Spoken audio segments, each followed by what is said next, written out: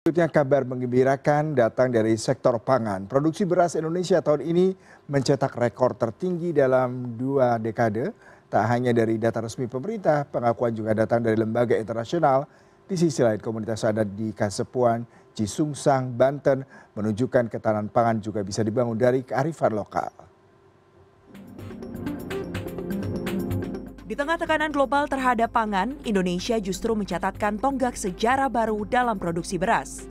Laporan terbaru dari Departemen Pertanian Amerika Serikat menyebut, tahun ini Indonesia diperkirakan akan memproduksi 34,6 juta ton beras, naik tajam dibandingkan tahun sebelumnya. Capaian ini menempatkan Indonesia sebagai negara produsen beras terbesar di kawasan ASEAN, mengungguli Vietnam dan Thailand yang selama ini dikenal sebagai lumbung beras regional. Peningkatan produksi ini tak lepas dari kinerja sektor pertanian yang disebut Menteri Pertanian Andi Amran Sulaiman sebagai yang terbaik dalam 23 tahun terakhir. Bahwa produksi kita diprediksi, ini dari Amerika, itu 34,6 juta ton. Dari 30 juta ton berarti ada kenaikan yang luar biasa. Sesuai data mereka, sesuai data BPS juga, produksi kita tertinggi selama 7 tahun terakhir. Ini kabar menggembirakan, semua data ini adalah data dari BPS, kemudian data real time dari Bulog. Namun di balik pencapaian skala nasional, ada kontribusi nyata dari komunitas-komunitas adat di berbagai penjuru negeri. Salah satunya Kasepuhan Cisungsang di Kabupaten Lebak, Banten. Di lahan-lahan pertanian warisan leluhur, masyarakat adat mampu menghasilkan 49.300 ton padi setiap tahunnya, hasil dari siklus tanam 2 kali.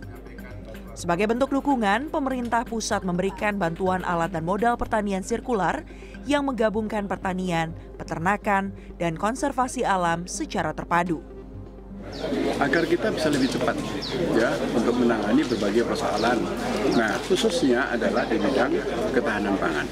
Nah, karena sebagaimana kita tahu Presiden Prabowo Subianto telah mencanangkan dalam nawacitanya, cita-citanya yaitu membangun ketahanan pangan. Nah, untuk produksi pangan ini harus menggerakkan elemen rakyat.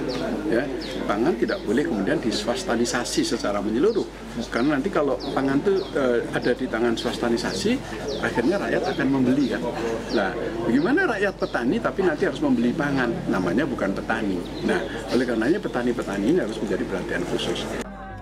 Muhammad Mardiono mengungkapkan, Kasepuhan Cisungsang telah membuktikan bahwa ketahanan pangan dapat terwujud, bukan hanya dengan teknologi modern saja, tetapi juga melalui kearifan yang diwariskan turun-temurun.